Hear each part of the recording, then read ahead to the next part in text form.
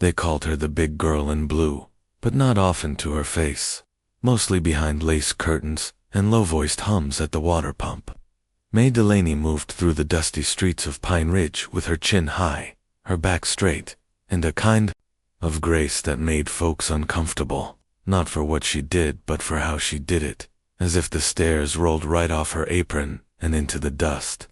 That Sunday, the sky above the churchyard stretched wide and wheat-colored, a whisper of autumn. Wind curling around the chapel bell.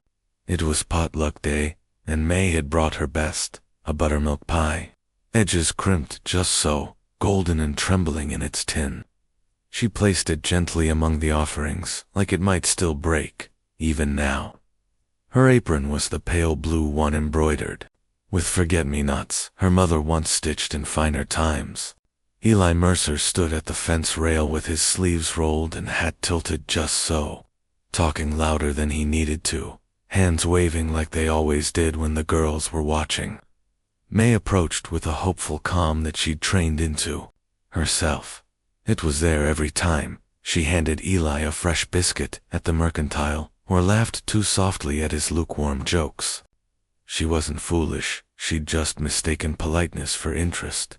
And maybe she'd hoped that someone would see past the seams of her dress and into something quieter, truer. "Hey, Mercer," one of the young bucks called, elbowing him as May neared. "Ain't that your sweetheart coming to feed you?" May paused, still holding the pie. Eli turned, and for a second, the laughter died in his throat. He looked at Horelli, looked and something flickered in his face. It could have been kindness. It could have been fear. But then he grinned, wide and cruel, and said, "You mean the one that's got more meat than a chuck roast?" Laughter cracked across the yard like a whip. May stood still. The tin in her hands trembled. Her fingers dug into its edges like maybe she could press herself small, invisible. But there was no vanishing in a town this small.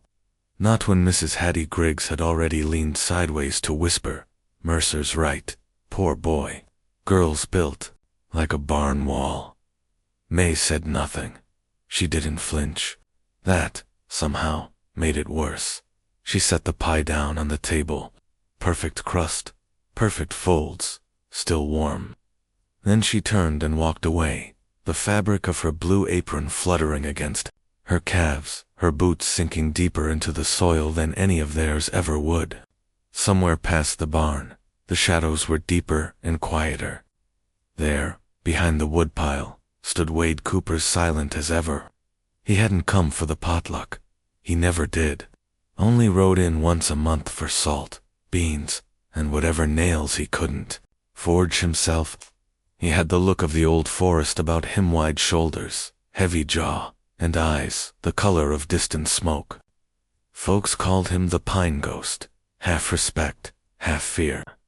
He watched as May walked into the trees, her back unbowed even in retreat. He didn't move, but he didn't look away either. That night, the wind changed. May's cabin stood on the ridge where the trees thinned, and the stars came closer. She lit her hearth with trembling fingers, kneading bread she wouldn't eat, and humming to herself not a melody, but something to keep her upright. She didn't cry, not because it didn't hurt, but because the pain was too old, too familiar, to need tears. She sat by the window and stitched in silence. The apron lay folded across her lap, the needle dipping through the fabric like a slow heartbeat, then a sound, soft. Outside, she opened the door. A bundle of pine wood, tied with rough twine, sat on her porch. Nestled inside, a hand-carved bear, no larger than a palm, it surfaced smooth and warm from the touch that shaped it. No note, no footsteps in the frost. Just the woods beyond, and the quiet. The next morning, the gossip had bloomed. Shame. About May, they said at the bakery. Poor girl never learns. She brought pie like it was a proposal. Mrs. Griggs clucked. Would have been better off keeping to herself. The town was full of watchers, and talkers, and fences. Too high for someone like May to climb over, unnoticed. Wade Cooper bought nails that Tuesday, said nothing. just laid them on the counter and handed over a silver coin darkened by years of sweat. But before he left, he turned to Hattie Griggs, who had just started to whisper to the smith's wife. "Firewood burns best when it's seasoned slow," he said, voice quiet as moss. Then he was gone. May found another carving 2 days later. A fox this time, lean and curled like it was sleeping. She didn't tell anyone. She just kept it in the apron drawer, wrapped in linen. The next Sunday, she didn't go to church. She walked the ridge instead, her boots trailing the edge of where the land dropped into forest. She wasn't sure why she turned into the trees, only that the shadows there didn't sneer or laugh. They just were. Wade's cabin wasn't hard to find if you stopped pretending you weren't looking for it. It rose from the forest like it had grown there, half pine, half stone, smoke curling from the chimney like a memory. He was splitting logs in the clearing, axe biting deep into the wood with each methodical strike. He didn't look up when she stepped into the light. She didn't speak. He placed the axe gently against a stump and wiped his hands. "I liked the fox," she said finally, voice steady but soft. He nodded once, brushing sawdust from his sleeves. "Thought maybe you would." They stood like that for a moment, not touching, not moving, just the hush of wind through pine and the sharp scent of sap between them. "Why?" she asked. Wade looked at her really, looked hand. Not once did his eyes flick to her waist, or her arms, or her throat. They stayed steady, gray, and thoughtful. "You look like someone who sees things others miss," he said. May's breath caught somewhere near her ribs.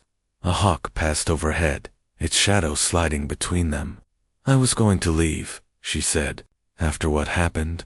Thought maybe I don't belong anywhere." He tilted his head, as if listening to something she couldn't hear. "Belonging's not about what others say. It's about what stays behind when they're gone."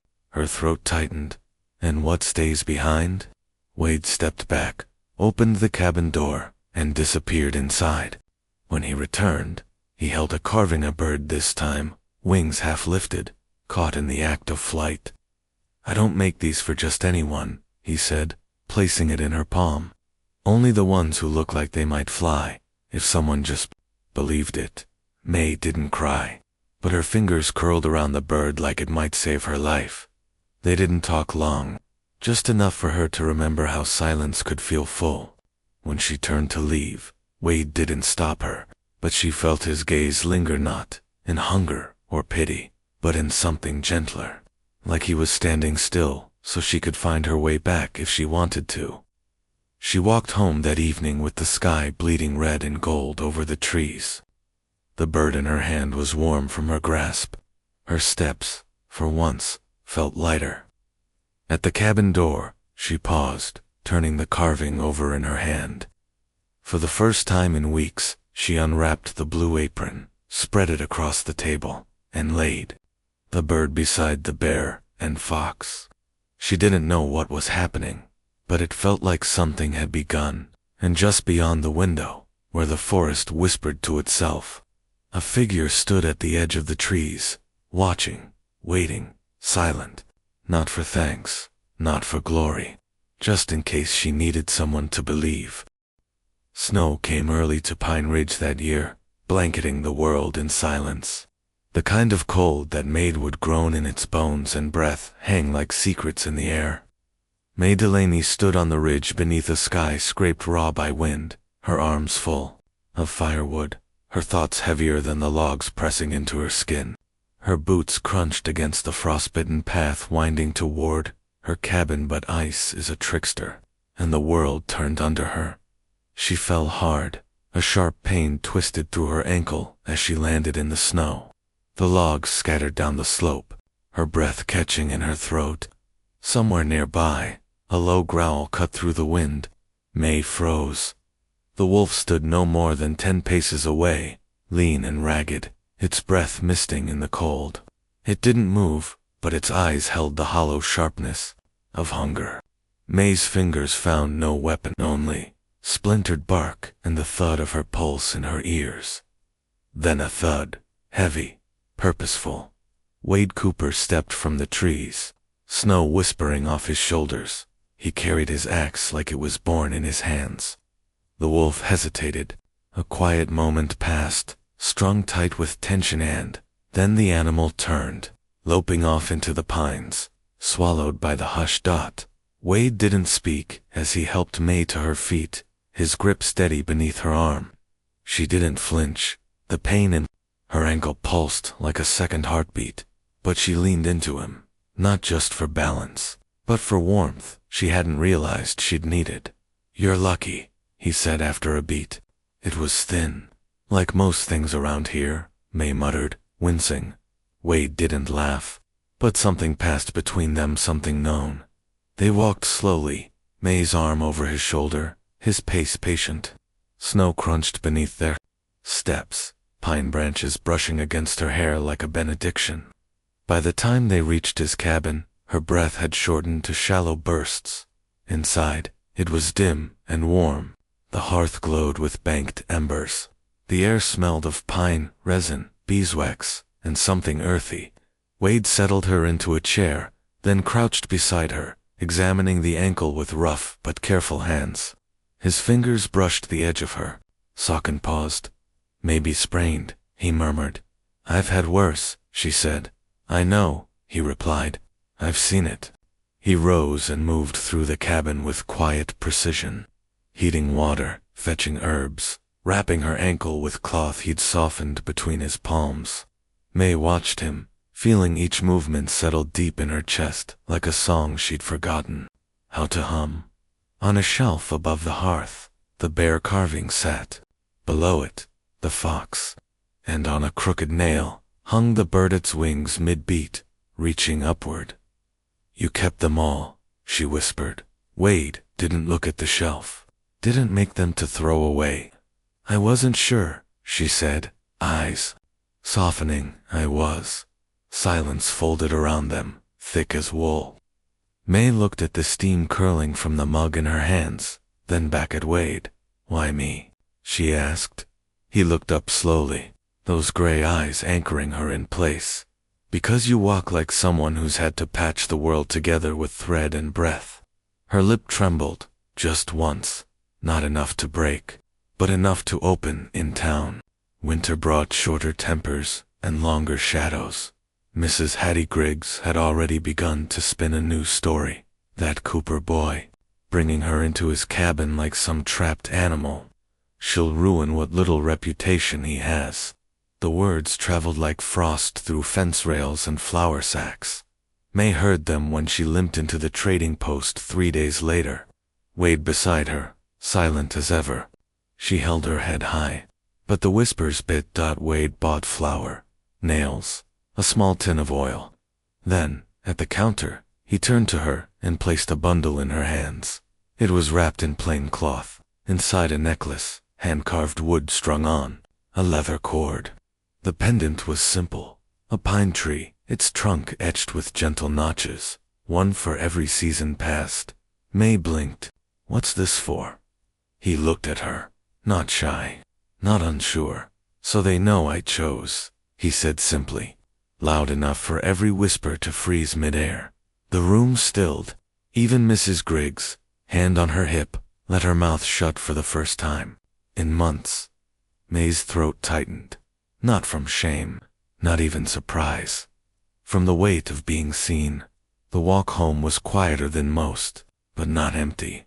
He didn't reach for her hand, and she didn't offer it, but they walked in time with each.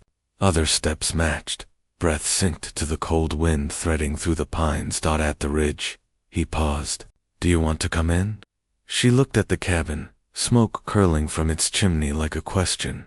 "I'm not ready," she said honestly. Wade nodded, as if that was the answer he respected most. "I'll leave the door unlocked," he said. May smiled slow and real, like spring warming the edges of a long winter. She turned toward her own home. The wind caught her coat and lifted it like wings. The necklace swung at her throat, resting just above her heart. She did not look back. She didn't need to. Inside her cabin, the fire crackled. The carvings sat in a row beside her apron. Bear, the fox, the bird, and now the tree around her neck. Outside, the snow kept falling, but for the first time in a long time, May didn't feel cold, not because the world had changed, but because she had. And maybe that's how it always happens. Not in a roar, but in the quiet wait of someone waiting for you at the edge of the trees, believing you're already worth the carving.